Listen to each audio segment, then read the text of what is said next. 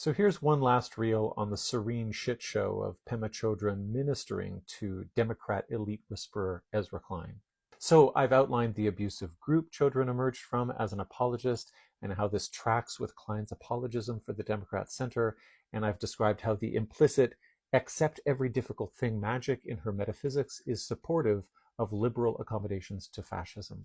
This last part is about seeing how this cashes out in social and emotional control. Here's a good example. You're not effective if you're caught in strong emotions and you're being carried away by the energy of anger or something like this. That you just can't be effective. First of all, you're not able to communicate. Someone's only going to hear your anger. They're not going to hear your words.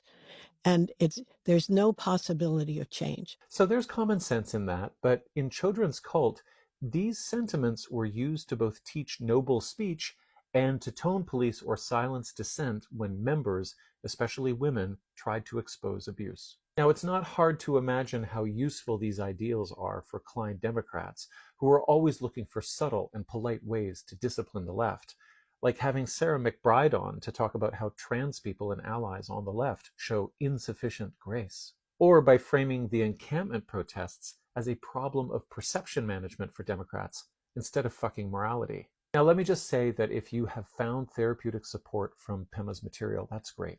Whatever gets you through the day. And for all you not all Buddhist commenters out there, I've been very careful to say I am not criticizing Buddhism on the whole. My focus is on why does Ezra Klein like this brand of Buddhism? How does it sanctify his politics? I don't imagine Pema thinks about the politics at all. She's just doing her thing.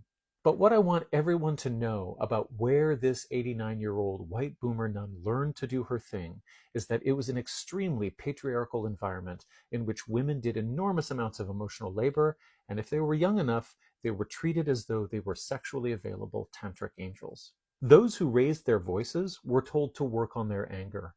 Now, is this a good metaphor for what happens to those who challenge political power?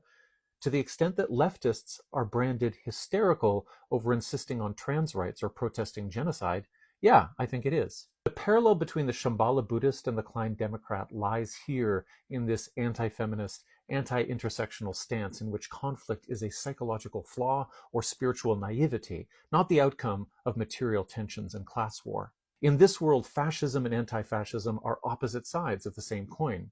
The Church of Klein has a horseshoe on the altar. And from religious patriarchy to liberal centrism, the message to the dissenter is the same. Work on your anger because it's making you delusional, embarrassing, illegible to others, and besides, the world is basically fine.